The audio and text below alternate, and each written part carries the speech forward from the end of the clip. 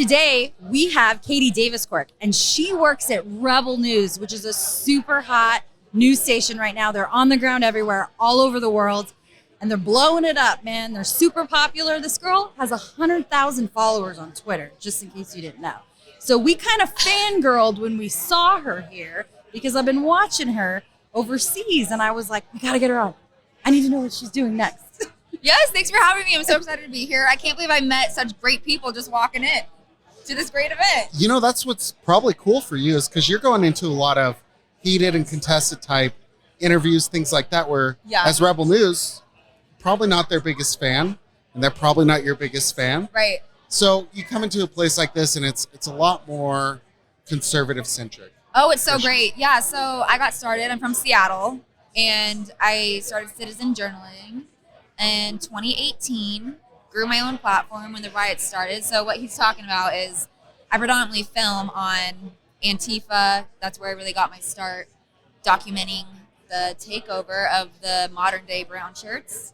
And I'm one of their main targets. So Rebel News, we are contrarians. We go out and fight for the truth everywhere. And that is why we have people that support us like you guys, but also a lot of enemies. And it is really great to be here and not have to watch my back and be worried about getting attacked. Yeah. I mean, if you want me to make you feel more at home, I can. Oh, yeah, right. No, I'm just kidding. I'm not going to. Well, you got to cover your face in black first. Oh, that's true. So let me ask you a question. You said you started out independent. Did you just wake up one day and say, hey, you know what? I'm going to go check this out. I'm going to go down there with my cell phone and record and go Facebook Live? Or that's actually almost exactly what happened. So I heard that there was a group going to be rallying for Trump in Seattle. I was like, what is this? I was shocked because in Seattle, that's pretty ballsy. And this was in 2018. I go, I need to find out who these people are because, one, I'm alone in my own views in Seattle. And you're just like, wow, there's more of me. There's more people. So I went out and I didn't even know what Antifa was. And that was my first time I ever had encounters with Antifa because they came and did what they always do, drown you out with their noisemakers, use violence to silence whoever is speaking. Really the modern day Nazi Germany tactics. Yeah. And so I took my phone out and I go, why? I'm someone that's very in the know and I didn't know what this group was. So I took my phone out, just started recording and posting, and Antifa started attacking the police. And I was like, what is going on? Because I got home.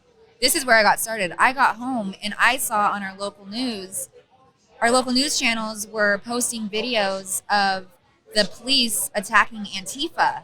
And I go, what the hell? That is not what happened. I was there and I actually recorded it. So that was my first probably semi-viral video that I posted because I started counteracting our local news's narrative and said, here's the full clip.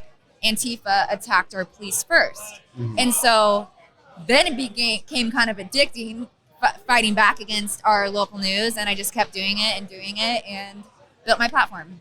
That's awesome. Yeah. So what did you do from there? I mean, you told me you had worked somewhere else before Rebel News, correct? Yeah, so I got picked up after the 2020 riots. I joined the Post Millennial. It's an amazing publication. Our most known people are probably Andy No, Jack Posobiec. They do a lot of publication work. So I started doing a lot of investigative reporting on the far lefties, but also really just covering all of politics, anything really going on in the nation. But my roots are on the ground citizen reporting, grassroots, and Rebel News contacted me and picked me up. And so they gave me an opportunity that I couldn't say no to. And I love Rebel News. And so I'm very excited to be with them now. Yeah, that's awesome. Yeah. I'm a little jealous. Oh, right? yes. I'm trying to build my own platform, but if Rebel News contacted me tomorrow and said, hey, we want you to come work for us, I'd probably say, okay, let's do it. Yeah, well, I mean, it's so very Rebel cool. News, it started in Canada, but we're expanding. We have amazing reporters in a lot of different countries now. There's only 2 of us in the U.S., but we are expanding soon. So, Josh, maybe there'll be opportunities soon. I'm used to combat zones. I could do it. Yeah, let's do it. Yeah, now that's the cool thing, too, is because you were picked up as one of their 2 United States reporters, if you will, right? Yeah. But that hasn't stopped them from sending you everywhere. Right. So Rebel News, we do a lot of, obviously we cover a lot of politics, and our slogan is we tell the other side of the story. But we are going after the global leaders, specifically the World Economic Forum, the Great Reset. So we call them foreign missions, and we go and cover everything that's happening worldwide that links to what's going on across the world. So went to the Netherlands, covered the Dutch farmers' protest, because that is really policies set forth by the World Economic Forum with the Climate 2030 agenda. They are seizing farmland. They're trying to decrease their nitrogen emissions, and they're putting a lot of the farmers out of the jobs. What a lot of people don't know is that the Netherlands is the number 2 exporter in the world for agriculture. Oh, so wow. if they go after the Netherlands farmers and destroy they're going to own their food supply. And you look in the U.S., Bill Gates, he owns all the most farmland in the world, and that's what comes with feudalism. You know, the empire falls, and all the elites buy farmland because that's the only assets that you're going to have left. Yeah. So they own the farmland, they're going to own the food supply. But yeah, we're going to Argentina next month. We'll be going to Egypt. We'll be going to Davos.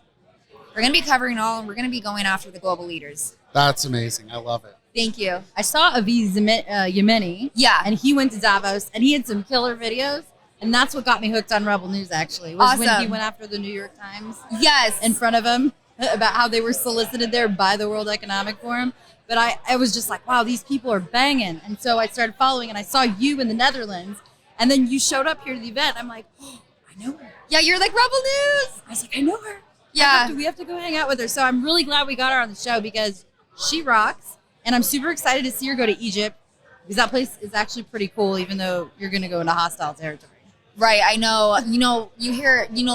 Lara Logan. Yes. Yeah, she got attacked in Egypt. Luckily, we're not going to Cairo. We're going to some area called Sharm el-Sheikh.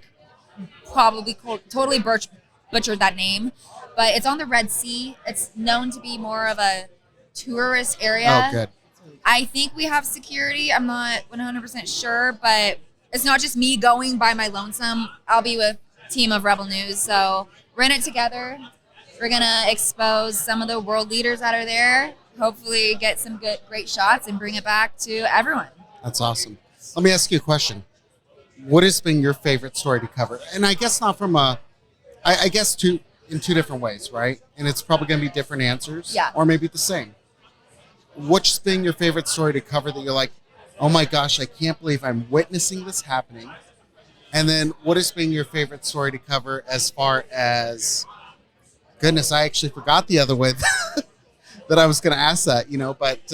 No, I know what, Yeah. I get you down. Yeah, so I have a few favorite moments. One of them was COVID restrictions happened. Mhm. This small town in Washington called Mossy Rock, they basically said, screw you. Their sheriff said, screw you to the governor. They kept everything open. They kept getting fined and fined and fined after fine. And they had a big party, essentially, and invited everyone. And it was just because Governor Inslee went full tyrant during COVID. We were one of the last states to reopen. He still has emergency powers. Only 2 governors left. He's one of them. Mossy Rock defied the orders, went down there, and it was just this slice of freedom in such a communist state that it really inspired a lot of people. Another one of my favorites was covering the 2020 riots. I actually do like going in the war zones. People, I have that little crazy in me, I guess. But I essentially embedded myself in with Seattle police. I were able to know what tactics that they use, that I was able to go and report from a safe spot. And one time, usually when they would start going after the protesters, I would disperse myself because I didn't want to get attacked, but I stayed with them the whole time, went from start to finish. I got arrest after arrest. I was, dodging flashbangs, dodging tear gas, whatever you could think of. Yeah. It was just, I just can't believe that was what was going on in our country at the moment, and no one was reporting on it on the ground. Yeah. And so that's also how I got my platform raised. Was Fox News picked up a lot of my footage from 2020. Oh, very cool. So that was kind of how I grew my own platform too. Well, that should be encouraging for a lot of people too. Like, you didn't go the traditional journalist route, right? Right. So instead what you did was you said, I want to get the truth out there. And that's really what a lot of people even here are doing, right? They're out here trying to say, what's going on, right? Right or wrong, how's it look? What's going on? Yeah. And that's really what we are starving for in the United States, especially, and probably throughout the world, I would imagine. Right. I'm not a world traveler. I haven't traveled like you have, or you. But, you know, here in the United States, we are starving for truth because we're spoon-fed from these liberal elite media conglomerates. And what we are witnessing happening, besides a fly hitting my hair, what we're witnessing happening is people are controlling the narrative. And it really is a narrative, Yeah. right? They are shaping a story, and it's not the truth in many instances. So when we have people, citizen journalists that step up and go say, hey, here's what I'm seeing, and then go live and share that, or record video and share that later, it adds the perspective, and it gets people to finally start stopping and questioning things. And we should be doing that at minimum. I totally agree. You know, I think independent reporting is one of the most important things that can happen in America right now, because when you control the media, you control the narrative, and it's one of the reasons why. I mean, I'm sure you guys have dealt with censorship. I've dealt with censorship, and they want to censor citizen journalists and independent reporters because the media can't control what we are putting on the internet. Yeah. The truth. Guerrilla reporting. Yeah, we are. Yeah. Your guerrilla reporters. That's why I'm always on Rebel News on like Twitter and stuff, because your videos are just stuff nobody has. So, like, that content doesn't exist, Right. except for you guys. Like Andy, I know Andy went through that whole thing where he got hit in the head. And, Yeah. and he went through all the Antifa riots and stuff. And I followed him, and then Rebel News popped. This Yeah. is so rad. Yeah. So it's really cool to see somebody on film actually get down and dirty in the Netherlands and interview farmers and find out what's actually going on there. Because unbeknownst to us, they're not reporting it. Yeah.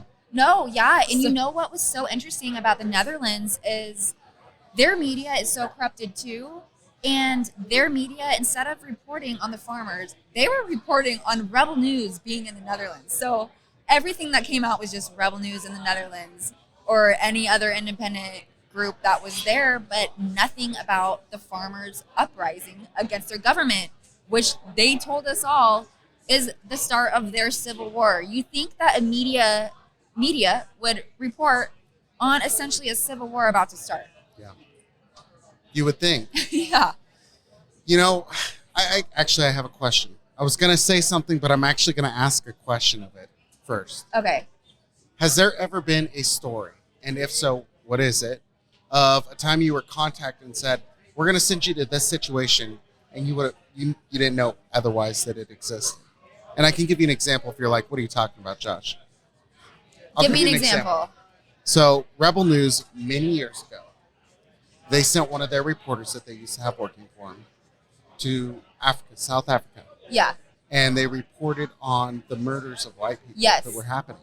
Yeah. Like, nobody in the world knew about it or was talking about it, but there were a lot of people who were, hey, we want to take our land back, and their idea was, let's get the government to, redistribute Right. it back. So a lot of these, farmers that were there, they were going in and the families were being murdered. And if you didn't turn on Rebel News at that time, you would have never heard about it. Yeah. It's insane. Yeah. No, that's exactly right. We find stories that no one's reporting on, and it really just. I haven't been with Rebel News long enough. Yeah. I just started with them 3 weeks ago is when I joined officially. I freelanced with them when I was in the Netherlands, so that was my big introduction into Rebel. But yes, there's going to be a lot more opportunities like that. I can't say exactly when because we find the news, but that is jobs like me and my coworkers to find these stories. I will say a lot of people message and contact us and give us leads. And so if you're listening and you have a lead and you're like, I have a huge story that no one's reporting on, let us know, because nothing's off limits for us. We are here for the truth. Absolutely. Is there anything you want to, well, actually, it looks like you have a question. I do. I got Yeah. one. I got one wild question. So Avi Mini just got kicked out of New Zealand. Yes. Do you ever hope to get kicked out of a country someday because you're so effective? And if so, which country? Wow, that would be a badge of honor. I feel like I'm gonna get deported from the U.S.